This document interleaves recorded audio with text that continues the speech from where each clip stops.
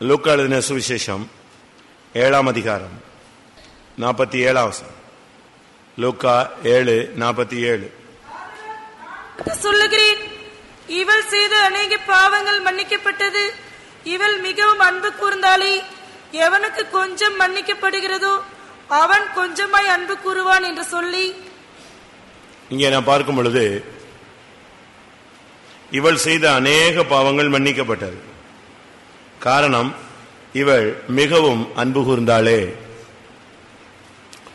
நாம் எவ்வளவு அன்பு கூறுகிறோமோ அவ்வளவு நமக்கு மன்னிப்பு கிடைக்கிறது. நீங்கள் யாரிடத்தில் அன்பு கூறுகிறீர்கள்? கொஞ்ச நேரம் நம்முடைய சிந்தனைக்கு இதை எடுத்துக்கொள்ளலாம். நீங்கள் அதிகமாய் அன்பு கூறுவது யாரை? இல்லாவிட்டால் நீங்கள் அதிகமாய் அன்பு கூறுவது எதை? ஒரு மனிதன் அதிகமாய் அன்பு கூற வேண்டிய நபர் ஆண்டவராகிய இயேசு கிறிஸ்து. அதிகமாக அன்பு கூற வேண்டிய பொருள் வேதம். இதுதான். ஒரு பொருள் மேல அவனுக்கு நேசம் இருக்குன்னு சொன்னா அது எது? வேதம். ஒரு ஆள் மேல அவனுக்கு நேசம் இருக்கிறதுன்னு சொன்னால் அது இயேசு, இல்லாவிட்டால் தேவன்.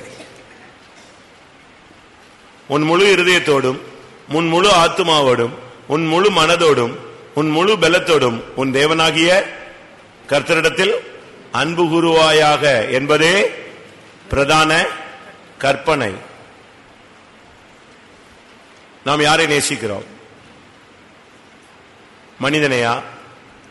குடும்பத்தாரையா? இல்லாவிட்டால் பணத்தையா? இல்லாவிட்டால் ஏதாவது ஒரு பொருளையா? வீடையா? காரையா? 2 சக்கர வாகனங்களையா? இல்லாவிட்டால் சொத்தையா? இல்லாவிட்டால் நாய், பூனை, பறவை இவைகளையா? மிருக ஜீவன்களையா? நீங்கள் யோசித்து பாருங்கள். நீங்கள் அதிகமாக அன்பு கூறுவது எதை? உங்களுடைய பிள்ளைகளை அதிகமாக நேசிக்கிறீர்களோ? வேதம் சொல்லுகிறது, தன் தகப்பனையாவது தன் தாயையாவது தன் பிள்ளைகளையாவது என்னிலும் அதிகமாக நேசிக்கிறவன் எனக்கு பாத்திரன் அல்ல. இது ஊழியக்காரனுக்கு சொல்லப்பட்ட வார்த்தை அல்ல, ஒரு விசுவாசிக்கு சொல்லப்பட்ட வார்த்தை. அப்படியானால் உன்னுடைய நேசம் எங்கே இருக்கிறது? உன்னுடைய அன்பு எங்கே போய்கொண்டிருக்கிறது? உன் தேவனிடத்தில், தேவனாகிய கர்த்தரிடத்தில் நீ அன்பு கூறுவாயோ இல்லையோ என்பதை அவர் சோதித்து அறிகிறார். பின்மாறி மறுதலித்து சபித்து சத்தியம் பண்ணி இந்த ஊழியம் வேண்டாம் என்று மறுபடியும் தான் விட்டு வந்த தொழிலுக்கு போன அந்த மனிதனுக்கு ஊழியத்தை கொடுக்கும்படியாக இயேசு மறுபடியும் அவனை சந்தித்து பேசின பொழுது கேட்ட ஒரே கேள்வி, நீ என்னை நேசிக்கிறாயா? யோவான் 21:15. அவர்கள் போஜனம் பண்ணின பின்பு இயேசு சீமோன் பேதுருவை நோக்கி, யோனாவின் குமாரனாகிய சீமோனி, இவர்களிலும் அதிகமாய் நீ என்னிடத்தில் அன்பாயிருக்கிறாயா என்றார். அதற்கு அவன், ஆமாண்டவரே, உம்மை நேசிக்கிறேன் என்பதை நீர் அறிவீர் என்றான். அவர், என் ஆட்டுக்குட்டிகளை மேய்ப்பாயாக என்றார். ஆண்டவரை நேசிக்கிறாயா என்கிற ஒரு கேள்வி இந்த சுத்திகரிப்பு கூட்டத்தில், நீ யாரை நேசிக்கிறாய் என்ற ஒரு கேள்வியை உனக்கு முன்பாக தெய்வன் வைக்கிறார். மனுஷனுக்கு பின்னால நீ ஓடிக்கொண்டிருக்கிறாயா? மனுஷிகளுக்கு பின்னாக ஓடிக்கொண்டிருக்கிறாயா? பணத்துக்கு பின்னால் ஓடிக்கொண்டிருக்கிறாயா?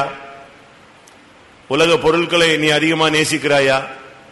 உலகத்திலும் உலகத்தில் உள்ளவைகளிலும் அன்பு கூறாதிருங்கள், உலகம் அதன் ஆசை இச்சையும் ஒளிந்து போகும். உலக கவலை, ஐஸ்வர்யத்தின் மயக்கம் வசனத்தை செயல்பட விடாமல் நெருக்கி விடுகிறது. நீ எதை நேசிக்கிறாய்? உன் குடும்பத்தை அதிகமாக நேசிக்கலாம், ஆனால் அதை காட்டிலும் தேவனை அதிகமாய் நேசிக்க வேண்டும். இல்லாவிட்ட ஊழியக்கார சகோதரர்களை நேசிக்கிறாயா? ஊழியக்கார சகோதரிகளை நேசிக்கிறாயா? உன்னுடைய நேசம் எங்கே போய் கொண்டிருக்கிறது? யோசித்துப்பார். இது ஒரு நல்ல நேரம். இது கர்த்தர் சபையை உட்கார்ந்து சுத்திகரிக்கிற நேரம். யாரையாவது பார்த்து நான் உன்னை நேசிக்கிறேன்னு சொன்னாயா? எழுதி கொடுத்தாயா? அப்படிப்பட்ட பழக்க வழக்கங்கள் உனக்குள் உண்டா? யாராவது உன்னை நோக்கி அப்படிப்பட்ட ஒரு வார்த்தையை சொன்ன பொழுது நீ அதற்கு என்ன பதில் சொல்லி இருப்பாய்? யோசிச்சு பாருங்க. உங்களுடைய அன்பை நிதானிக்க வேண்டிய நேரம் இதுதான். ஆனால் நீ இன்றைக்கு ஆண்டவரே மறுபடியும் நான் உம்மை நேசிக்கிறேன் நீ ஒரு முடிவு எடுத்தால், இதுக்கு பேக்ரவுண்ட்ல ஒன்னு இருக்கு. கர்த்தர் உனக்கு அந்த ஊழியத்தையும் கொடுப்பார், உன் பாவத்தை என்ன செய்வார்? மன்னிப்பார். அன்பு கூறுவதில் 2 தெய்வீக தன்மை இருக்கு. நீ அன்பு கூர்ந்துட்டீன்னா ஒன்னு உனக்கு அந்த பழைய ஊழியம் என்ன செய்யும்? கிடைக்கும். 2வது நீ செய்த பாவம் என்ன செய்யும்? மன்னிக்கப்படும். இன்னொன்னு, அடுத்து இந்த அன்புல ரேஷியோ இருக்கு. நீ கொஞ்சமாய் அன்பு கூர்ந்தால் உனக்கு என்ன செய்யும்? நல்லா புரிஞ்சுக்கோங்க வசனத்தை. நீ கொஞ்சம் ஓரளவு சோத்திராண்டவரே நான் நேசிக்கிறாண்டவரே நேசிக்கிறாண்டவரேன்னு வாயில மட்டும் சொன்னீங்கன்னா வாயில மட்டும் உனக்கு என்ன கிடைக்கும்? மன்னிப்பு கிடைக்கும். நீ 100க்கு 100 ஆண்டவரே நான் உம்மை நேசிக்கிறேன்னு சொன்னா உனக்கு 100க்கு 100 மன்னிப்பு என்ன செய்யும்? கிடைக்கும். விசுவாசிக்கிறீங்களா? வேதம் அப்படித்தான் சொல்லுது. லூக்கா எழுதின சுவிசேஷத்திலே மறுபடியும் 7ஆம் அதிகாரத்துக்கு வரும் பொழுது 43ஆம் வசனம். சீமோன் பிரதியுத்தரமாக, எவனுக்கு அதிகமாய் மன்னித்து விட்டானோ அவனே அதிக அன்பாய் இருப்பான் என்று நினைக்கிறேன். அதிகமாய் எவனுக்கு மன்னிக்க அன்பு இருந்துச்சோ அவனுக்கு அதிகமாய் மன்னிக்கப்பட்டது. 47 எவனுக்கு கொஞ்சம் மன்னிக்கப்படுகிறதோ அவன் எவ்வளவு என்ன செய்வான்? கொஞ்சமாய் அன்பு கூறுவார். அப்ப நீங்க இப்ப ஃபுல்லா அன்பு கூர்ந்தீங்கன்னா உங்களுக்கு முழுவதும் நீ செய்த அநேக பாவங்கள் எல்லா பாவங்களும் மன்னிக்கப்பட்டது. அப்ப இன்னைக்கு உன்னுடைய நேசத்தை நீ திராசல நிறுத்த வைக்க வேண்டிய நேரம் வந்துருச்சு. நீங்க இந்த கடந்த காலங்களில் யாரும் அதிகமா நேசிச்சிருப்பீங்கன்னு பாருங்களேன். மனுஷனையா? உலகத்தையா? உலக ஆடம்பரங்களையா? எதுக்காக உட்கார்ந்து அழுதீங்க? நல்ல வீடு கட்டி கொடுக்கலன்னு அழுதீங்களா? வாழ்க்கை நல்லா அமையலன்னு அழுதீங்களா? நல்ல டிரெஸ் கிடைக்கலன்னு அழுதீங்களா? ஆத்துமாக்களுக்காக அழுதீங்களா? இல்ல விட்டா வேற எதுக்காக அழுதீங்க? ஒரு நல்ல சாப்பாடு இல்ல, ஒரு நல்ல அமைப்பு இல்ல, வீடு இல்ல, நல்ல வசதிகள் இல்ல, இதைதான் நீ நேசிக்கிறியா? இயேசுவை அதிகமாய் நேசித்தல். நீ எவ்வளவு நேசிக்கிறாயோ அவ்வளவு உனக்கு பாவங்கள் மன்னிக்கப்படும். எவனுக்கு கொஞ்சம் மன்னிக்கப்பட்டதோ அவன் கொஞ்சமாய். நீங்க இப்ப திரும்பி போகும்போது நீங்க கண்டுபிடிச்சிடலாம், இன்னும் அந்த பாவம் மன்னிக்கப்படல இந்த பாவம் மன்னிக்கப்படல அப்படின்னு நினைச்சேன்னா உனக்கு என்ன? நீ கொஞ்சமா அன்பு வந்திருக்கிற, உனக்கு என்னது? கொஞ்சம் தான் மன்னிக்கப்பட்டிருக்கு. உனக்கு எல்லாம் மன்னிச்சிருச்சுன்னா நீ முழுவதுமாய் ஆண்டவரை அன்பு கூறுவாய். சரி, இந்த பெண் எப்படி அன்பு கூர்ந்ததை வெளிப்படுத்தினாள்? இங்க ஒரு பெண் வந்துதான் இந்த வேலையை செய்யறா.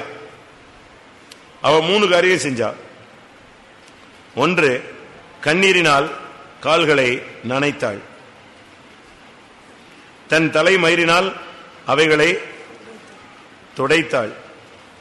அவருடைய பாதங்களை முத்தம் செய்தாள். அன்பு கூறுதலுடைய பிரதிபலிப்பு இதுதான். முதலாவது கண்ணீர். நீ ஆண்டவரை நேசிக்கிறேன்னு சொன்னா இப்ப நீ மனஸ்தாபப்பட்டு கண்ணீர் விடணும். உன் பாவத்துக்காக நீ ஒரு மனஸ்தாபத்தை நீ பட்டால், நீ மனஸ்தாபப்பட்டால் அவனுக்கு என்ன செய்வாயாக? ஒருவன் உன்னிடத்தில் வந்து நான் மனஸ்தாபப்படுகிறேன் என்று சொன்னால் அவனுக்கு மன்னிப்பாயாக. ஒரே நாளில் 7 தடவை வந்து அவன் கேட்டாலும் அவனுக்கு மன்னிப்பாயாக. அப்ப உன்னுடைய கண்ணீர் உனக்கு மன்னிப்பின் ஒரு பகுதியை கொண்டு வருகிறது. அடுத்து, அவள் தன் தலைமயிரினால் அவைகளை துடைத்தாள். தலைமயிர் ஒரு பெண்ணுக்கு மகிமை என்று சொல்லியிருக்கிறது. உன்னுடைய மேன்மையை நீ இறக்கி வைக்கணும், தாழ்த்துவதை காண்பிக்கிறது. யாராவது போய் தலைமயிர்னால உங்க பிள்ளைகளை துடைச்சிருக்கீங்களா? இல்ல, துணி வச்சுதான் துடைப்போம். ஆனா இவள் தன் கண்ணீரினால் அவருடைய பாதங்களை நினைத்து தன் தலை மயிரினால் அதை துடைத்தார். இது ஒரு பெண்ணுக்கு இருக்கிற மகிமையே அதுதான், கூந்தல் தான். அந்த மகிமையை கூட விட்டு கொடுத்து தாழ்த்தி வந்தார், தாழ்த்துதல். 2, 3வது இயேசுவை முத்தம் செய்தார். இயேசுவின் பாதங்களை முத்தம் செய்தார். இது தேவ கோபாக்கினியை நிறுத்துகிறது. 2ஆம் சங்கீதத்தில் பார்க்கும் பொழுது, குமாரன் கோபம் கொள்ளாமலும் வழியிலே நீங்கள் அழியாமலும் இருக்கும்படியாக அவரை நீங்கள் முத்தம் செய்யுங்கள். 2, 12. குமாரன் கோபம் கொள்ளாமலும் நீங்கள் வழியிலே அழியாமலும் இருக்கும்படிக்கு அவரை முத்தம் செய்யுங்கள். கொஞ்ச காலத்திலே அவருடைய கோபம் பற்றி எரியும். அவரை அண்டிக் கொள்கிற யாவரும் பாக்கியவான்கள். ஆண்டவரை முத்தம் செய்வது ரொம்ப கவனமாக இருக்கணும். முத்தத்தினால் ஒருவன் காட்டி கொடுத்தான், அப்படிப்பட்ட முத்தங்கள் அல்ல. பரிசுத்த முத்தத்தோடு ஒருவரை ஒருவர் வாழ்த்துங்கள்னு வேதம் சொல்லுகிறது. ஆனால் இங்கே பண்ண முத்தம் என்பது அவள் தன்னுடைய உண்மையான நேசத்தை வெளிப்படுத்துகிறாள். பாதத்தை முத்தம் செய்தாள். அன்பின் பிரதிபலிப்பு. இது நாம் எடுக்கிற முடிவை காண்பிக்கிறது. ஒரு ஐக்கியப்பட்ட நம்ம ரெண்டு பேரும் சண்டை போட்டாங்க, சமாதானம் ஆயிட்டாங்கன்னா உடனே என்ன செய்றாங்க? சபைக்குள்ள ஒருத்தர் 2 பேர் சமாதானம் ஆயிட்டாங்கன்னா என்ன செய்வாங்க? இல்ல ஒருத்தர் பார்த்து உண்மையாவே நேசிக்கிறவங்க ஒருத்தவங்க பார்த்தா என்ன செய்வாங்க? பரிசுத்த முத்தத்தோடு வாழ்த்துவாங்க. நம்முடைய சபையில தான், இங்க இந்தியாவில தான் இது இந்த பரிசுத்த முத்தம் குறைஞ்சிருச்சு. இளைஞர்கள் எல்லாம் பார்த்த உடனே வார வாரம் முத்தம் கொடுப்பாங்களா? அப்படிதான் வேதம் சொல்லுகிறோம். நம்முடைய வாழ்க்கை எப்படி இருக்கிறது? இந்த முத்தம் என்பது செயல்படுத்துவதை காண்பிக்கிறது. உன்னுடைய ஜீவியத்தின் முடிவு, நீ எடுக்கிற நல்ல ஒரு டெசிஷன். இனிமேல் நான் ஒப்புரவாயிருப்பேன், சமாதானமாயிருப்பேன், குமாரனிடத்தில் நான் ஒப்புரவாகிக் கொள்கிறேன். இதுதான் நம்முடைய ஜீவியத்தில் நடைபெற வேண்டிய முக்கியமான சம்பவம். ஒன்று, அவருடைய பாதத்தில் கண்ணீர் வெடிப்பது. உன்னுடைய ஜீவியத்தில் உள்ள தோல்விகளுக்காக உனக்கு ஒரு மனஸ்தாபம் இன்னைக்கு உண்டாகும். இரண்டாவது, நீ உன்னை தாழ்த்தணும். மூணாவது, முத்தம் கொடுப்பது, நல்ல ஒரு முடிவு எடுப்பது. இனிமே ஆண்டவரே, நான் யாரையும் நேசிக்கிறது இல்லை சுவாமி, நான் உம்மை மாத்திரம் நேசிக்கிறேன். 100% நான் உம்மை மாத்திரம் நேசிக்கிறேன்.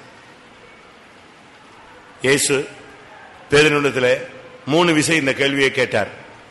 காரணம், அவன் 3 விசை மறுதலித்தான். ஆனால் 3 விசை அந்த அறிக்கையை மறுபடியும் அவன் செய்தான். நான் நேசிக்கிறேன், நேசிக்கிறேன். நான் இப்ப ஒரு 10 நிமிஷம் டைம் தரேன். நீங்க எத்தனை தரம் மறுதலிச்சீங்களோ, எத்தனை தரம் இயேசுவை நேசிக்கிறத விட்டீங்களோ, அத்தனை தரத்துக்கு இப்ப நீங்க என்ன செய்யணும்? என்ன சொல்லுங்க? அத்தனை தரம் நீ என்ன செய்யணும்? இயேசுவே, நான் உம்மை நேசிக்கிறேன், நேசிக்கிறேன் சொல்லுவீங்களா? அதுதான் உண்மையான அன்பு. ஆண்டவரே, வாயை திறந்து அறிக்கையிடு, கர்த்தாவே, நான் உம்மை நேசிக்கிறேன் சுவாமி. இவர்கள் இந்த சபையில, நாசரேத்து சபையில இருக்கிற இந்த 200 பேரை காட்டிலும் வசனம் அப்படித்தான் சொல்லுது. இவர்கள் எல்லாரிலும் நீ என்னை அதிகமாய் நேசிக்கிறாயா? பயங்கரமான கொஸ்டின் அது. நீ என்ன நேசிக்கிறாயா? இந்த ரோட்ல போறவெல்லாம் சொல்லுவான் நேசிக்கிறேன். அப்படி அல்ல. என்ன கேள்வி தெரியுமா? இவர்களிலும் அதிகமாய் நீ என்னிடத்தில் அன்பா இருக்கிறாயா? யாக்கோபு நிற்கிறான், மார்பிலேயே சாய்ந்து கொண்ட யோவான் இருக்கிறார். இவர்கள் எல்லாரை காட்டிலும் கபடற்ற உத்தம இஸ்ரவேலன் இருக்கிறான். இதுல பின்மாறி போன ஒருத்தனுக்கு கேள்வி கேட்கப்படுகிறது. ஒருத்தன் கபடற்ற உத்தம இஸ்ரவேலன்.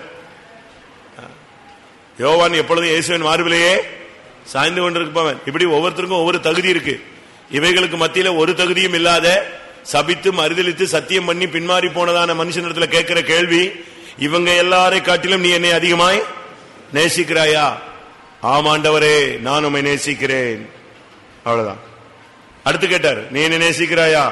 ஆமாண்டவரே, நான் உம்மை நேசிக்கிறேன். மூன்றாவது கேட்டார், ஆமாண்டவரே, நான் உம்மை நேசிக்கிறேன். எத்தனை தரம் மறுதலிச்சிருப்பீங்க? எத்தனை தரம் பின்மாறி இருப்பீங்க? சபித்திருப்பீங்க? எத்தனை தரம் உன்னுடைய அன்பு குறைஞ்சு போயிருக்கும்? இப்ப அத்தனை தரமும் நீ ஆண்டவரே மன்னிக்கிறேன், மன்னிக்கிறேன், நேசிக்கிறேன்னு சொன்னீன்னா அங்க இருந்து பதில் வரும், நான் உன்னை மன்னிக்கிறேன், மன்னிக்கிறேன், மன்னிக்கிறேன். அப்ப நீ எவ்வளவு நேசிக்கிறாயோ அவ்வளவு என்ன கிடைக்குது? சொல்லுங்க. நீ எவ்வளவு நேசிக்கிறாயோ அவ்வளவு மன்னிப்பு பரத்திலிருந்து இப்ப உனக்கு என்ன செய்யும்? எவ்வளவு அதிகமாய் அன்பு இருக்கிறானோ அவ்வளவு அதிகமாய் அவனுக்கு என்ன செய்கிறது? மன்னிக்கப்படுகிறது. எவ்வளவு கொஞ்சமாய் மன்னிக்கப்படுகிறதோ அவ்வளவு கொஞ்சமாய் அவன் என்ன செய்வான்? அன்பு கூறுவான். கொஞ்ச நேரம் தாழ்த்தி ஒப்பு கொடுப்போம். இன்னைக்கு இந்த கூட்டத்தில் கர்த்தர் ஃபர்ஸ்ட்ல உன்கிட்ட கேட்கிற கேள்வி, நீ இவர்களிலும் என்னை அதிகமாய் நேசிக்கிறாயா? அப்படியானால் முழங்கால் படிட்டு சொல்லு, ஆமா ஆண்டவரே, நான் உம்மை நேசிக்கிறேன். உனக்கு நீ மறுதலித்தது தெரியுமே, சபித்தது தெரியுமே, சத்தியம் பண்ணினது தெரியுமே, மனங்கசந்த அழுத இடங்கள் உனக்கு தெரியுமே. தயவு செய்து சொல்றேன், எந்த ஒரு மனிதனையோ எந்த ஒரு ஊழியனையோ யாரையும் பார்த்து நான் உன்னை நேசிக்கிறேங்கிற வார்த்தையை தடுமாறியும் சொல்லிடாதீங்க, புத்தி இல்லாம சொல்லிடாதீங்க. அது ஒரு பெரிய கண்ணியை வருவிக்கும். இயேசுவை தவிர அந்த வார்த்தைக்கு தகுதியான ஆள் இந்த பூமியில யாரும் கிடையாது. ஒரு காலத்தில் உங்களுடைய வயது கோளாறுல, அனுபவ குறைவில, புத்தி இல்லாமல் உங்களுடைய வாழ்க்கையில பல சந்தர்ப்பங்களில் இப்படிப்பட்ட வார்த்தைகளை உபயோகித்திருக்கலாம். மன்னிப்பாராக. இன்றையிலிருந்து சாகுற வரைக்கும் இனிமேல் நான் நேசித்தேன் என்று சொன்னால் அது ஒரே ஒருவர் மாத்திரமே, இயேசுவே.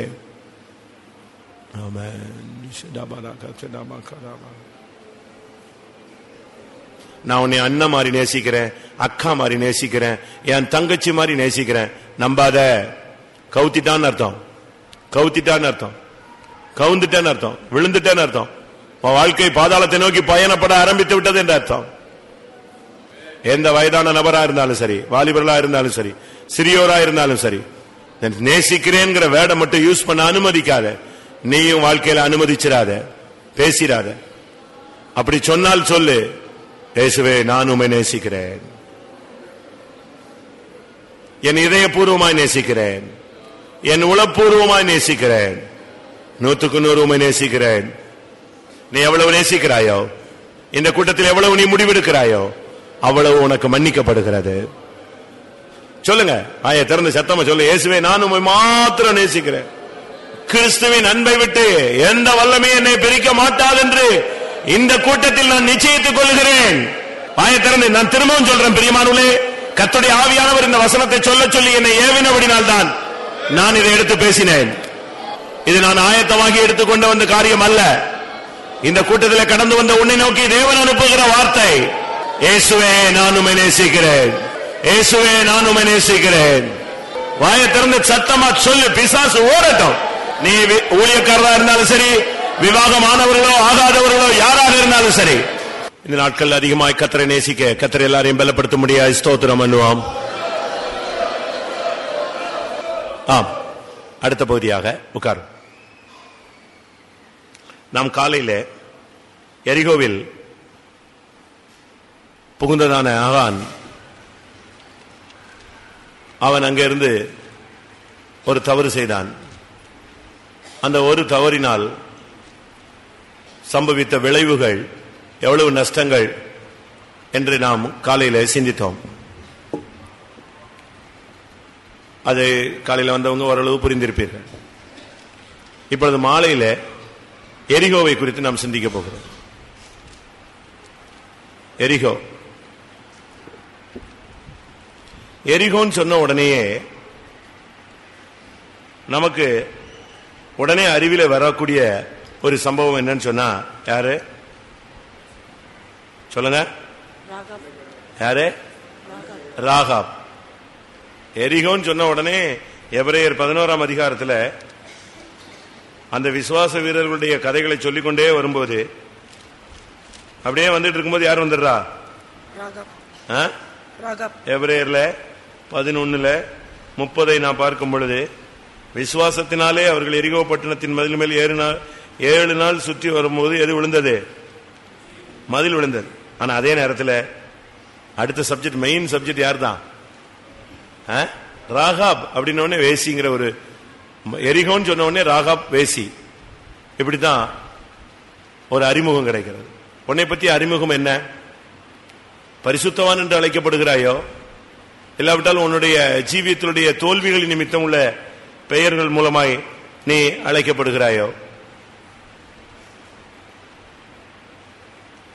அந்த ஊர்ல வீடே இல்லையா? ஒண்ணுமே இல்லையா? எல்லாம் உண்டே. ஆனா இந்த வேவுகாரர் போன இடம் எங்கதான்? வேவுகாரர் போனது எங்கதான்? அவ வீட்டுக்கு தான் போனாங்க. எரிகோ. ராகாபின் வீட்டுக்கு போய் சேர்ந்தாங்க. ராகாப் அப்படின்னா மேட்டிமைன்னு அர்த்தம். ராகாப் என்று சொன்னால் அகங்காரம் என்று அர்த்தம். ராகாப் என்று சொன்னால் விசாலம் என்று அர்த்தம். 3 அர்த்தம், இன்னும் பல அர்த்தங்கள் இருக்கலாம். ராகாப்னு சொன்னா விசாலம், கேட்டுக்கு போகிற வழி, கேட்டுக்கு போகிற வழி விரிவும் விசாலமுமா இருக்கிறார். எரிகோன்னு சொன்னாலே ராகாப் தான், வேசி தான். நம்முடைய ஜீவியத்தில் இந்த வேசித்தனம் இருக்கிறதா? எழுத்தின் பிரகாரமான ஒரு வேசித்தனம் இருக்கிறது, ஆவிக்குரிய வேசித்தனம் இருக்கிறது. எழுத்தின் பிரகாரமான வேசித்தனம் என்பது மாம்சீகத்தில், சரீரத்தில் நாம் செய்கிற விபச்சார வேசித்தன பாவம். ஆவிக்குரிய வேசித்தனம் என்பது கிறிஸ்துவை நேசிக்கிறேன் என்று சொல்லிவிட்டு ஞானஸ்நானத்தில் உடன்படிக்கை பண்ணிவிட்டு நீ உலகத்தை சிநேகிப்பதை காண்பிக்கிறது. யாக்கோபு 4ஆம் அதிகாரத்தை பார்க்கும் பொழுது அங்கே அவர் பேசுகிறார். 4:4 விபசாரரே, விபசாரிகளே, உலக சிநேகம் தேவனுக்கு விரோதமான பகை என்று அறியீர்களா? ஆகையால் உலகத்துக்கு சிநேகிதனாயிருக்க விரும்புகிறவன் தேவனுக்கு பகைஞனாயிருக்கிறான். விசுவாசிகளே, விசுவாசிகளேன்னு சொல்லாம என்ன வார்த்தை வருது சொல்லுங்க. எப்படிப்பட்ட பிரசங்கம் அன்னைக்கு இருந்துச்சுன்னு பாருங்க. இன்றைக்கு அருமையானவர்களே, பிரியமானவர்களே, தேவனுடைய ஜனமே, இப்படித்தான் இன்னைக்கு பிரசங்கம். அன்னைக்கு என்ன பிரசங்கம்? என்ன? விபசாரரே, விபசாரிகளே. காரணம் என்னன்னு சொன்னா, நீங்க கர்த்தரை மாத்திரம் நேசிப்பேன்னு சொல்லிட்டு எதை நேசிக்க ஆரம்பிச்சிட்டீங்க? இப்போ உலகத்தை சிநேகிக்க ஆரம்பிச்சிட்டீங்க. உலக சிநேகம் தேவனுக்கு விரோதமான பகை என்று அறியீர்களா? ஆவிக்குரிய ஜீவித்தில் வந்துட்ட பின்பு உனக்குள்ள வேசித்தனம், விபச்சாரங்கள் இருக்கக்கூடாது. ஈவன் எண்ணங்கள்ல கூட வரக்கூடாது. உன்னுடைய நினைவுகளை கூட அவைகள் வரக்கூடாது. அவைகளுக்கு நீ இடம் கொடுத்தாலே நீ தீட்டுப்பட்டு போனாய். அங்க வேவுகாரர் எவ்வளவோ கஷ்டப்பட்டு தப்பி வந்து சேர்ந்த வீடு என்ன வீடு? விசாலமான வீடு. பாவத்துக்கு போகிற வாசல், கேட்டுக்கு போகிற வாசல், வழி விரிவும் விசாலவுமாய் இருக்கிறார். இன்னொரு பகுதியில் பாத்தீங்கன்னா அகங்காரம். வேசிகள்லாம் ஒளிஞ்சிருப்பாங்க, எங்கேயோ ஒதுக்குப்புறத்தில் இருப்பாங்கன்னு தான் நம்ம கேள்விப்பட்டிருக்கோம். இவன் எங்க வந்து உட்கார்ந்துருக்கா? மதில் மேல, ஊர்ல எல்லாரும் பார்க்கலாம், யாரு வாரான் யாரு போறான்னு பார்க்கலாம். துணிகரம், பாவத்தின் உச்சகட்டம் துணிகரத்துக்கு வந்துருச்சு. ஒரு காலத்தில் மறைவான இருந்த குற்றங்கள் இப்பொழுது என்ன எங்க வந்துருச்சு? துணிகரமா செய்யக்கூடிய நபருக்கு நல்லவரத்துக்கு நம்ம வந்துட்டோம். அடுத்து அவ அந்த பேரு ராகாப்ங்கிற வேசிங்கிற பேரை பத்தி அவ பத்தி கவலையே படல. தன்னை பத்தி இப்படி பேசுறாங்களே, நம்முடைய நிலவரம் இப்படி இருக்கே அப்படின்னு சொல்லி மாற்றுகிறதுக்குரிய சிந்தையே அவளுக்கு என்ன செய்யல, உண்டாகல. அந்த பாவத்துல கூட அவ பெருமை பாராட்டினாள். பாவ ஜீவியத்துல கூட ஏறுதான் பெருமை பாராட்டினாள். அவனுடைய ஜீவியத்தில் அப்படி இருக்கா? நம்ம ஆளுங்க வரங்க ஒரு சிலர் வியாதிப்பட்டு லட்சக்கணக்கில் செலவழிச்சு சுகமாயி வருவாங்க. லட்சக்கணக்கில் பணம் போச்சேன்னு துக்கப்பட மாட்டான். என்ன சொல்லுவான்? 4 லட்சம் ரூபா ஆச்சுங்க, செலவழிச்சு காப்பாத்திட்டுக்கோம். அது ஒரு என்னது பெருமை. நீ 4 வருஷம் சம்பாதிச்சது நடு ரோட்ல போயிடுச்சுன்னு உனக்கு சிந்தையில வரல, போயிடுச்சே வேஸ்ட் ஆயிடுச்சேன்னு உனக்கு அறிவு வர மாட்டேங்க. அப்படித்தானே? நான் சொல்றது சரிதானா? யோசிச்சுப்பாரு. அது பெருமையான காரியம் அல்ல. அது உன்னுடைய சம்பாத்தியத்தெல்லாம் அழிச்சிருச்சு, ஒரே நாள்ல உன்னை கெடுத்துருச்சு. ஒன்று எரிகோ, ராகாப், இல்லாவிட்டால் வேசித்தனம். இரண்டாவது யோசுவா 2ஆம் அதிகாரம் 2ஆம் வசனத்துல, தேசத்தை வேவு பார்க்கும்படி இஸ்ரவேல் புத்திரரில் சில மனுஷர் இந்த ராத்திரியிலே இங்கே வந்தார்கள் என்று எரிகோவின் ராஜாவுக்கு சொல்லப்பட்டது. உடனே நியூஸ் தெரியும். எரிகோவின் ராஜாவுக்கு அட் அ டைம் நியூஸ் வந்துடும். எங்க என்ன நடந்தாலும் ஒரு சிலருக்கு செய்தி வந்துடும். பார்த்திருக்கீங்களா? நெட் எல்லாம் தோத்து போவாங்க. இன்டர்நெட் என்ன செய்யும்? தோத்து போகும்.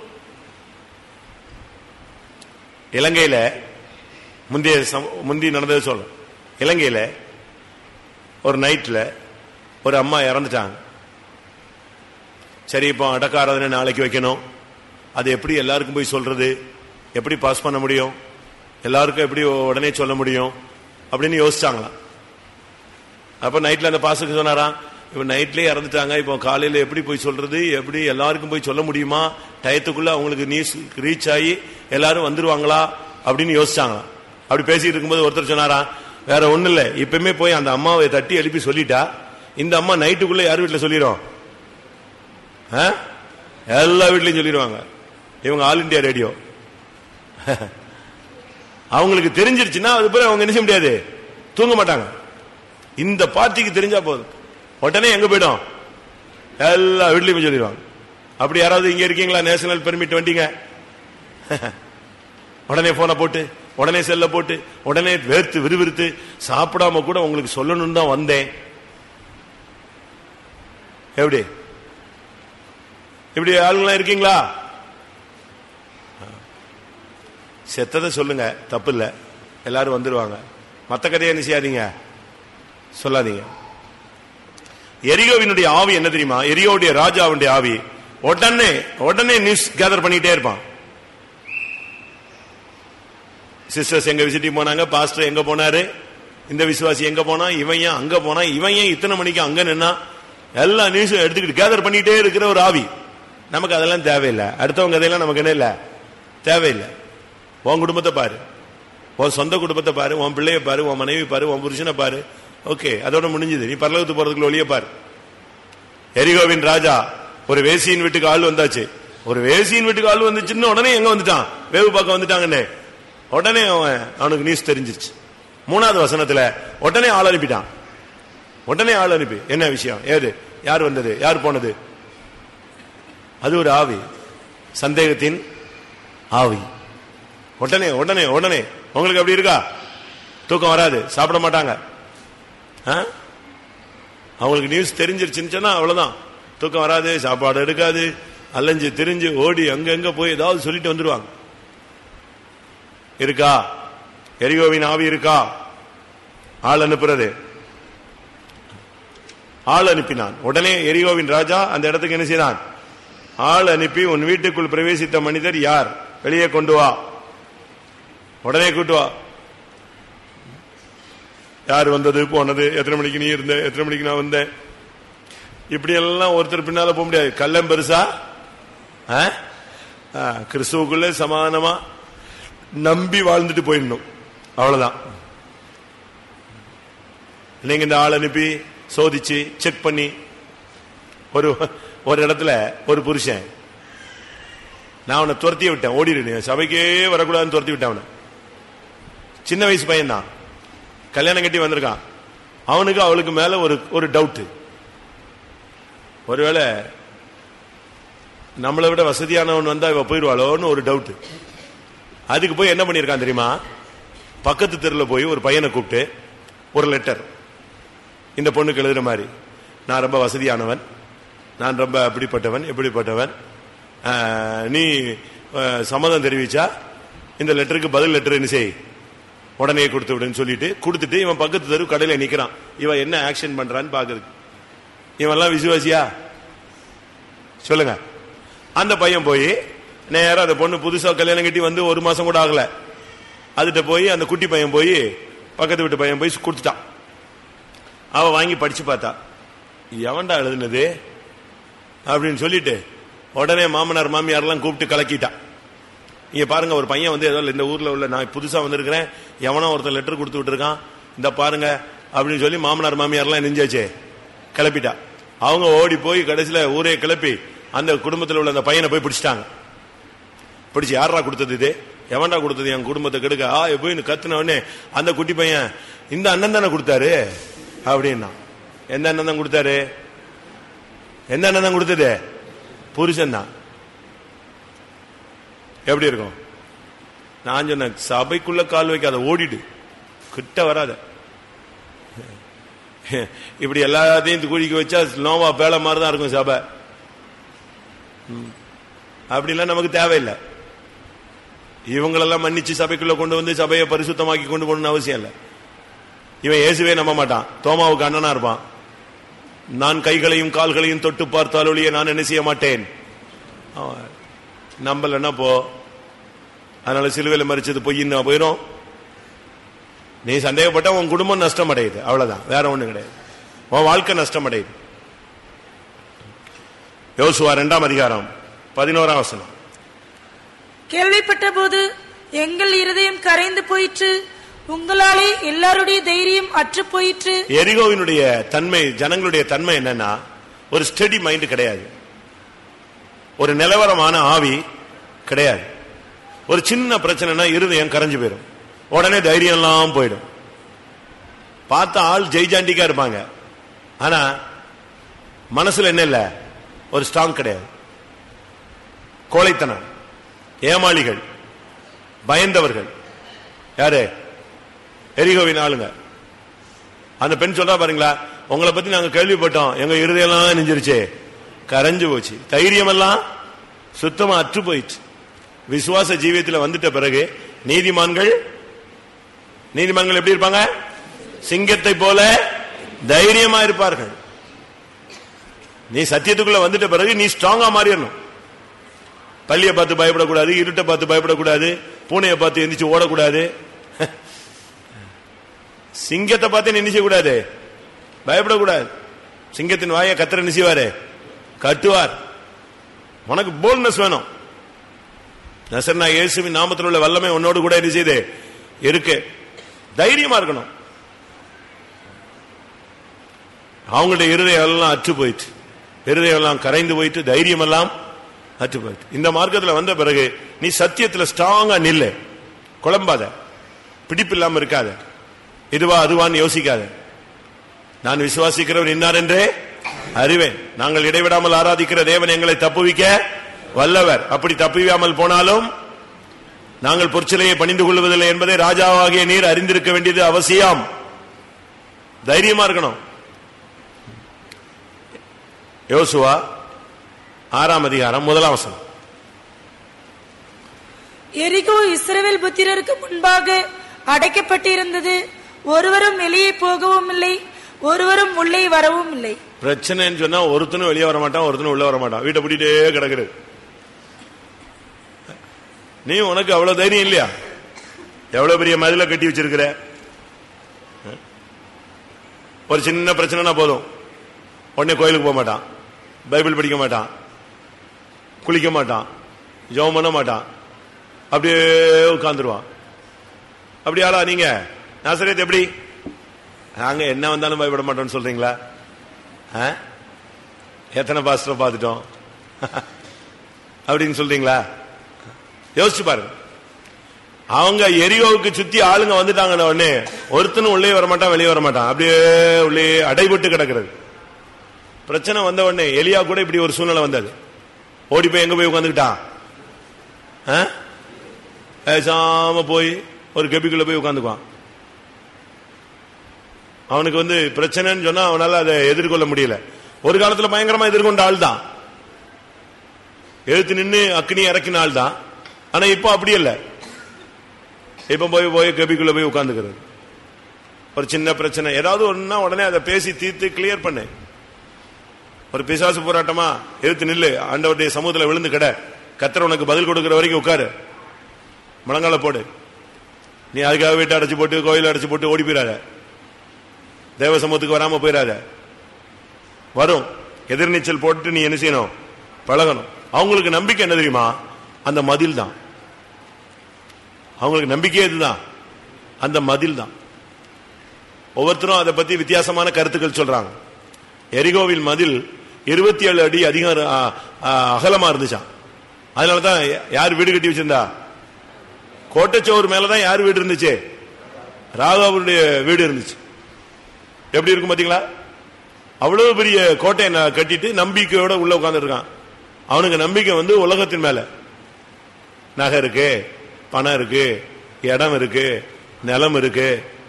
யோபு சொல்றாரு, என் பொண்ணு தான் என்னுடைய நம்பிக்கை, என்னுடைய தங்கம் தான் என்னுடைய நம்பிக்கை என்று சொல்லி, நான் அப்படி என் கைகளை முத்தம் செய்தது உண்டானால் அது நியாயாதிபதிகளால் விசாரிக்கப்பட வேண்டிய குற்றம் சொல்றார். தங்கமே, என்ன பொண்ணே, கோல்டு தான் என் நம்பிக்கைன்னு நான் அதை நினைச்சிருந்தேன்னா கர்த்தர் அதை விசாரிக்கட்டும்.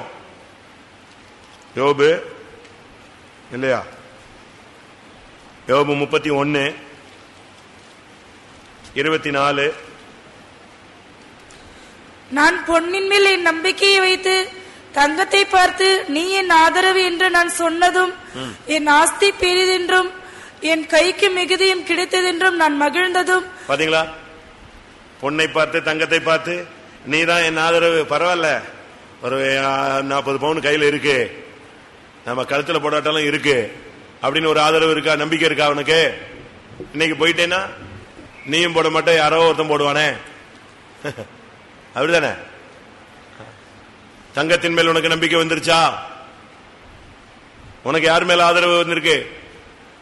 அவங்களுக்கு அந்த மதில் மேல் நம்பிக்கை, மதில் மேல் நம்பிக்கை. உனக்கு இந்த உலகத்து மேல ஏதாவது நம்பிக்கை இருக்கா? எங்க அண்ணன் இருக்கான், எங்க அண்ணன் இருக்காங்கிற அண்ணன் பட்டுன்னு போயிடுவான், இல்ல கடைசி நேரத்தில் கொடுக்க மாட்டேம்மா. ஆபத்து காலத்தில் உன் சகோதரன் வீட்டில் போய் என்ன செய்யாத, நிக்காத. உன்னுடைய நம்பிக்கை மனுஷன் மேல வைக்காத, நிலத்தின் மேல வைக்காத, வீட்டின் மேல் வைக்காத. அடுத்து, இந்த எரியோவில் எதை எடுத்தாலும் சாபம். காலையில் அதுதான் சொன்னேன். அந்த சாபத்தீடத்தை எடுத்துக்கொண்டு போய் வீட்டில் கொண்டு போய் வச்சுட்டான். உங்க வீட்டில் இருக்கிற பொருளை பத்தி ஒரு சர்வே பண்ணுங்க. இப்போ உங்க வீட்டில் இருக்கிற வீடுகளில் இருக்கிற பொருளை இப்போ ஒரு சர்வே பண்ணுங்க. இப்ப நீங்க உட்கார்ந்து இருக்கீங்கல்ல, உங்க வீட்டில் இருக்கிற பொருள் எதெல்லாம் சொந்தமானது, எதெல்லாம் லோன்ல, தவணையில, இன்ஸ்டால்மெண்ட்ல வச்சிருக்கேன்னு யோசிச்சு பாருங்க. அப்படி பார்த்தா வீடே நாங்க லோன்ல தான் கட்டியிருக்கோம், ரைட்டு. 2 வீலரு லோன்ல தான் ஓடுது, காரு லோன்ல தான் ஓடுது. அடுத்து கிரைண்டரும் நாங்க லோன்ல தான் வாங்கியிருக்கோம், டெய்லி 10 ரூபா கட்டுறேன், கட்டு.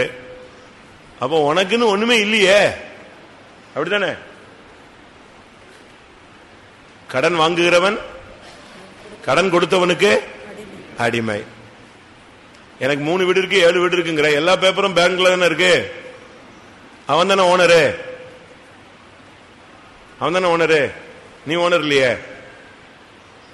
நான் சொல்றது கரெக்ட் தானா? அப்ப கடன் வாங்கி வீட்டில் வச்சிருக்கிறது எல்லாம் என்னது? சாபம். வீட்டில் என்னென்ன பொருட்கள்லாம் இருக்கு, தேவனுக்கு சித்தமில்லாத பொருள்லாம் என்ன இருக்குன்னு யோசிச்சு பாரு. வீட்டில் கர்த்தருக்கு பிரியமில்லாத பொருட்கள்லாம் என்ன இருக்குன்னு யோசிச்சு பாருங்க. உங்க வீட்டில் கர்த்தருக்கு பிரியமில்லாத ஏதாவது இருக்கா? நீ கண்ணை மூடு, கர்த்தருடைய ஆவியானவர் பேசி காண்பிப்பார்.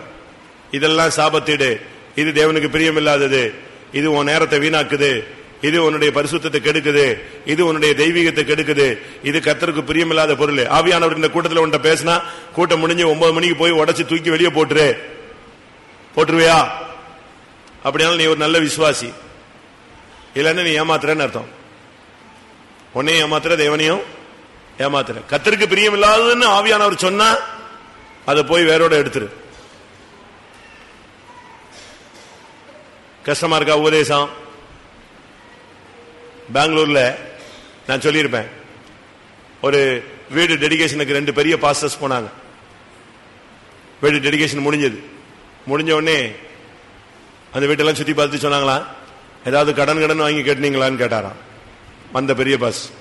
அப்ப அவர் சொன்னாராம், ஒரு இத்தனை லட்சம் ரூபாய் என் காசு, ஒரு 2 லட்சம் ரூபாய் என்னது கடன் வாங்கியிருக்காங்க. அவங்க டெடிகேஷன்ல முடிச்சு சாப்பிட்டு போகும்போது சொன்னாங்களாம், அப்போ ஒண்ணு செய்யி, இந்த 2 லட்சம் ரூபாய் கடனை நீ எப்ப அடைப்ப, இனிமே மாசம் கட்டிட்டு போறதை விட இந்த வீட்டை விட்டு கட்டிடுன்னு சொன்னாங்க. இதுதான் சிபிஎம் பாஸ். அந்த விசுவாசி அன்னைக்கு சாயங்காலமே அதை ரேட் பேசி வித்துட்டாரு, ஃபைனல் பண்ணிட்டாரு. ஏன்னா பரிசுத்தவான்கள் சொல்லிட்டாங்க, கடன் வாங்கி வீடு கட்டாதுன்னு. சரி, ரைட், ஓகேன்னு வித்துட்டார். வித்தது போக மிச்ச காசுல ஒரு வீடை வாங்கிட்டு உட்கார்ந்துட்டாரு. நீங்க அப்படி உபதேசத்தை ஏற்றுக்கொள்ளக்கூடிய விசுவாசிகள் இருக்கீங்களா? நம்ம இப்ப அப்படி இல்ல. பேங்க்ல லோன் கொடுக்கறான் பாஸ்டர், இந்த பேப்பர் போன உடனே அவன் அக்செப்ட் பண்ணணும், அதுக்காக பேங்க் பேப்பரை ஜெபம் பண்ணுங்கிறான். உண்மைதான், நானே ஜெபிச்சிருக்கேன், வேற வழி இல்லை, இவன் தூக்கிட்டு வரானே, என்ன பண்றது? லோன் பேப்பரை தூக்கிட்டு வரான், எப்படியாவது ஜெபம் பண்ணுங்க, அந்த பேங்க் மேனேஜர் ஓகே பண்ணிடணும். ஓகே பண்ணுவார், அது பிசாசு ஓகே பண்ணிடுவான்ல, உடனே ஓகே பண்ணுவான். இதுக்கு ஜெபம் பண்ண வேண்டிய அவசியமே இல்லை. உடனே கடனாளியா மாத்திரதான் பிசாசினுடைய திட்டமே. அந்த திட்டத்துக்கு நீ அழகா சுத்தும் போது அவன் உடனே ஓகே பண்ணிடுவான், கிடைக்கும், உடனே கிடைக்கும். ஏன்னா நீ உண்மையா கெட்டிருவ பத்தியா பெந்தேகோஸ்காரன், அதனால அவன் உனக்கு கட்டிக்கிட்டு கொடுத்துக்கிட்டே இருப்பான். கிரெடிட் கார்டை கையில கொடுத்துக்கிட்டே இருப்பான். கடனாளியாய் மாறுவாயா? இருக்கா? உன் வீட்டுல சாபத்தீடானது இருக்கா? இந்த வீட்டுல ஷோகேஸ் எல்லாம் வச்சிருக்கீங்களா? கஷ்டம் தான். என்னுடைய பிரசங்கம் உங்களுக்கு ரொம்ப கொஞ்சம் கஷ்டமா இருக்கு. இந்த பழைய நீ பிறந்த போது இருந்த 3 வயசு பொம்மையெல்லாம் வச்சிருக்கியாங்க? டெடி டெடி இருக்கா? விசுவாசி டெடி பொம்மையை வாங்கி வச்சுக்கிட்டு தூங்கிட்டு இருக்கான். ஒரு ஏழைக்கு ஒரு சோறு இல்லாதவனுக்கு ஒரு 10 ரூபா கொடுனா கொடுக்க மாட்ட. ஆனா நீ செலவழிக்கிறது அந்த டெடி பொம்மைக்கு 1500 ரூபாய் செலவழிக்கிற. டிசைன் டிசைனா நாய் வாங்கிட்டு இருக்கிற. ஒரு ஏழை விசுவாசிக்கு ஒரு டிரெஸ் வாங்கி கொடுப்பியா? நீ கொடுப்பியா? சொல்லு. உன் பிள்ளைக்கு 1500 ரூபாய்க்கு ரிமோட் கார் வாங்கி கொடுக்குற. அவன் 2 நாள்ல பிச்சு பீஸ் பீஸா தூக்கி போயிட்டு போயிடுறான்.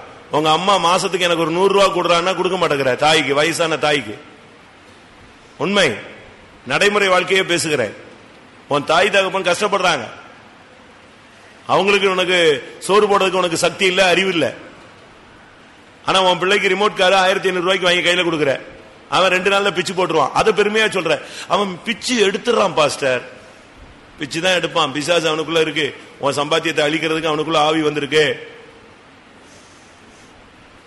கஷ்டமா இருக்கா? ஆபரேஷன் பண்ணும்போது கொஞ்சம் ரத்தம் எல்லாம் போகும், கொஞ்சம் வலிக்கும். ஆபரேஷன் சக்சஸ் ஆகும், பேஷண்ட் தப்பிடுவான்னு விசுவாசிக்கிறேன். கோழி மிதிச்சு என்ன செய்யாது, குஞ்சு சாகாது. அப்படி செத்தினா நீ என்னுடைய கோழி ஆகிய என்னுடைய குஞ்சு இல்ல. இந்த பிரசங்கத்தை கேட்டு நீ ஓடிட்ட, இதெல்லாம் இப்படித்தான் பேசுவாங்க இவங்கெல்லாம் அப்படின்னு நீ ஓடினா நீ இந்த சபையினுடைய குஞ்சு அல்ல. சரிதானா? கர்த்தருக்கு பிரியமில்லாதது, சாபத்தீடானது, ஆவியானவர் ஒன்றை பேசுறதுக்கு ஆப்போசிட்டா என்னெல்லாம் வீட்டுல இருக்கோ அதெல்லாம் இன்னைக்கு நைட்டோட க்ளோஸ் பண்ணிடணும். பண்ணிட்டேன்னா நீ விசுவாசி. எரியோ பத்தி யோசுவா சொன்னாரு. 6ஆம் அதிகாரம் 26ஆம் வசனத்துல. யோசுவா 6:26. அக்காலத்திலே யோசுவா இந்த எரிகோ பட்டணத்தை கட்டும்படி எழும்பும் மனுஷன் கர்த்தருக்கு முன்பாக சபிக்கப்பட்டிருக்க கடவன். அவன் அதன் அஸ்திபாரத்தை போடுகிற போது தன் மூத்த குமாரனையும் அதன் வாசல்களை வைக்கிற போது தன் இளைய குமாரனையும் சாக கொடுக்க கடவன் என்று சாபம் கூறினான். யோசுவா கொடுத்த சாபம் எப்படி தெரியுமா? எரிகோவை உடைச்சு தரமட்டமா ஆக்கியாச்சு. ஆண்டவர் மதில உடைச்சிட்டாரு, இவங்க மொத்தத்தையும் உடைச்சிட்டாங்க. உடைச்சிட்டு போகும்போது அவன் ஒரு சாபம் சொல்றான், இந்த எரிகோவை என்னைக்காவது எவனாவது கட்டினா என்ன சம்பவிக்கும்? அஸ்திவாரம் போடும்போது யார் சாவா? மூத்த குமாரன். அதையும் தாண்டி துணிஞ்சு ஏதோ சென்டிமெண்டா எதேச்சியா செத்துட்டான்னு சொல்லி துணிகரமா நிலக்கால தூக்கி வச்சுட்டான்னா யார் சாவு? இளைய குமாரன் செத்தானா? 1 ராஜாக்கள் 16:34. அவன் நாட்களிலே பெத்தேல் ஊரானாகிய ஈயில் எரிகோவை கட்டினான். கர்த்தர் நூனின் குமாரனாகிய யோசுவாவை கொண்டு சொல்லி இருந்த வார்த்தையின்படியே அவன் அதன் அஸ்திபாரத்தை போடுகிற போது அபிராம் என்னும் தன் மூத்த குமாரனையும் அதன் வாசல்களை வைக்கிற போது செக்கூப் என்னும் தன் இளைய குமாரனையும் சாக கொடுத்தான். பாருங்க, சாபம் தெளிவா இருக்கு. அஸ்திபாரம் போட்டா மூத்த குமாரன் சாவு, நிலைய வச்சா யார் சாவு? இளைய குமாரன் சாவு. இது தெரிஞ்சோ தெரியாமலோ இவன் செஞ்சுட்டான். செஞ்சதுனால கடைசியில பாருங்க, பெத்தேல் ஊரானாகிய ஈயேல். பெத்தேல்னா என்ன? வானத்தின் வாசல், தேவனுடைய வீடு, விசுவாசியினுடைய இடம். விசுவாசியாகிய ஈயேல் எரிகோவை கட்டினான். என்ன நடந்துச்சு? அபிராம் என்ற மூத்த குமாரன் செத்தான், செகுப் என்ற இளையகுமாரன் செத்தான். இது எதை காண்பிக்கிறது? உன்னுடைய ஜீவியத்தில் விழுந்து போன எரிகோவை கட்டக்கூடாது, பின்மாற்ற வாழ்க்கையே கட்டக்கூடாது, தோல்விகரமான வாழ்க்கையே கட்டக்கூடாது, பாவ வாழ்க்கையை நீ கட்டி எழுப்பக்கூடாது. இன்னைக்கு நீ ஒரு சரியான ஒரு முடிவெடுக்க வேண்டிய ஒரு நேரம் இதுதான். அவன் பெத்தேல் ஊர் தான், நாம இருக்கிறதும் பெத்தேல் தான். பெத்தேல்னா தேவனுடைய வீடு, வானத்தின் வாசல், தேவ ஆலயம், கர்த்தர் மனிதனை சந்திக்கும் இடம், இப்படிலாம் ரொம்ப இருக்கு. இந்த பெத்தேல் ஊரில் உள்ளவன் தான் செஞ்சான் இந்த வேலையை. எரிகோவை கட்டாத. உன் மூத்த குமாரன் இளைய குமாரன் என்றா என்ன? உலக ஆசீர்வாதமும் போயிடும், பரலோக ஆசீர்வாதமும் போயிடும். எரிகோவை கட்டினால் உலக ஆசீர்வாதமும் போயிடும், பரலோக ஆசீர்வாதம் போயிடும். 2 குமாரனும் போயிடுவான். 2 ராஜாக்கள் 2ஆம் அதிகாரம் 5ஆம் வசனம். எரிகோவிலிருந்து தீர்க்கதரிசிகளின் புத்திரர் எலிசாவினிடத்தில் வந்து, இன்றைக்கு கர்த்தர் உனக்கு தலைமையாய் இருக்கிற உன் எஜமானை உன்னை விட்டு எடுத்துக் கொள்வார் என்பது உனக்கு தெரியுமா என்று. இந்த எரிகோவில தீர்க்கதரிசிகளின் புத்திரர் இருந்தாங்க. இவங்க தீர்க்க தரிசனம் எல்லாம் சொல்லுவாங்க, ஆனா மத்தவனை டிஸ்டர்ப் பண்ணிட்டே இருப்பாங்க. நீ தீர்க்கதரிசி தான், நல்ல ஒரு விசுவாசி தான், ஆனா மத்தவனை நீ கிராஸ் பண்ணிட்டே இருக்க கூடாது. எரிகோவில் இருந்த தீர்க்கதரிசிகளின் புத்திரர் எலிசாவினிடத்தில் இன்றைக்கு கர்த்தர் உனக்கு தலைமையா இருக்கிற உன் எஜமானை எடுத்துக்கொள்வார் என்பது உனக்கு தெரியுமா? பரியாசம், வருகையை பத்தி ஒரு பரியாசம். அவன் விடாம ஃபாலோ பண்ணிட்டு இருக்கான். இவன் போய் கேட்கறாங்க, உனக்கு தெரியுமா? அவன் சொன்னா, எனக்கு தெரியுமே, நீ சும்மா வேலையை பார்த்து போன்னு சொன்னான். நீ தீர்க்கதரிசியா இருந்தா கர்த்தருடைய வார்த்தையை பேசணும், மனுஷங்கமா பேசக்கூடாது. கர்த்தருடைய வார்த்தையை பேசுறவங்க ரொம்ப கவனமா இருந்து பேசணும். அடுத்து 2 ராஜாக்கள் 2:16. இதோ உமது அடியாரோடி 50 பலவான்கள் இருக்கிறார்கள். அவர்கள் போய் உம்முடைய எஜமானை தேடும்படி உத்தரவு கூடும். ஒருவேளை கர்த்தருடைய ஆவியானவர் அவரை எடுத்து பர்வதங்களில் ஒன்றின் மேலாகிலும் பள்ளத்தாக்குகளில் ஒன்றிலாகிலும் கொண்டு போய் வைத்திருப்பார்கள் என்றார்கள். அதற்கு அவன் அவர்களை அனுப்ப வேண்டாம். இந்த எரிகோவின் தீர்க்கதரிசிகள் பாருங்க, இப்ப எலியா போயாச்சு, பரத்துக்கு எடுத்துக்கொள்ளப்பட்டான், அவன் பரலோகத்துக்கே போயிட்டான். இவங்க சொல்றாங்க, நாங்க வேணா தேடிட்டு வரட்டுமான்னு. எப்படி இருக்கும்? எங்க போய் தேடுவ நீ? பரலோகத்தில் போய் தேடிட்டு வர போறியா? சத்தியம் தெரியாம பேசக்கூடாது. இங்கே சொல்லி இருக்கு, அவங்க சொல்றாங்க, உமது அடியாரோடு 50 பலவான்கள் இருக்கிறார்கள், ஆனா விசுவாசி இல்ல. சபையில பலவான்கள் இருக்கலாம், பராக்கிரமசாலிகள் இருக்கலாம், சபைக்கு உதவி செய்யக்கூடியவங்க இருக்கலாம், ஆனா சபையில எங்களுக்கு யார் வேணும்? விசுவாச வீரர்கள் வேணும். அவன் பரத்துக்கு எடுத்துக்கொள்ளப்பட்டான். அந்த நம்பிக்கையில தான் நமக்கு இருக்கணும். வானத்துல சுழல் காற்றுல ஏறி அவன் மேல போய் சேர்ந்துட்டான். இப்ப இவங்க சொல்றாங்க, எங்கள்கிட்ட பலவான்கள் இருக்கிறாங்க. நீ பலவான் இருக்கலாம், தீர்க்கதரிசியா இருக்கலாம், ஆனா விசுவாசியாயிரு. இவங்க சொல்றாங்க. அடுத்த வசனம் 17. அவன் சலித்து போகும் மட்டும் அவர்கள் அவனை அலட்டி கொண்டிருந்தார். இந்த சுவாவம் ரொம்ப பேருக்கு இருக்கு. இந்த நோய் நோய் நோய்னு அரிச்சுக்கிட்டே இருப்பாங்க. ஒரு பாயிண்ட ஒரு ட்ரிப் சொல்ல மாட்டான், ஒரே ட்ரிப் ஒரே பாயிண்ட 30 ட்ரிப் சொல்லுவான். காலையில் எழும்பின உடனே சொல்லுவாங்க, வேலைக்கு போகும்போது சொல்லுவாங்க, வந்த உடனே என்னங்கன்னு கேட்பாங்க, திருப்பி சாப்பிட்டுட்டு இருக்கும் போதே கேட்பாங்க. இந்த அரிச்சல்ல சாப்பாடு எடுக்காது, இருக்கிற சமாதானம் நிஜம் கெட்டுப்போம். இப்படி ஆவி இருக்கா யாருக்காவது? குனிஞ்சிட்டீங்க எல்லாரும், தலையை கீழே போட்டீங்க இருக்கா? அந்த ஆவி விளங்காத ஆவி. நீங்க மற்றவங்களை டிஸ்டர்ப் பண்ணிக்கிட்டே இருக்க கூடாது. அவன் சலித்து போகும் மட்டும் அவன் என்ன செஞ்சாங்களா? அலட்டினாங்க. அவன் சொன்னா சரி போய் தேட்டுவான். இவனை தேடி கண்டுபிடிக்க மாட்டான்னு தெரியும்ல, போய் தேடு போன்னு. ஏன்னா அவன் கண்ணால பார்த்து இருக்கிறான் சுழல் காட்டுல மேல போனதை.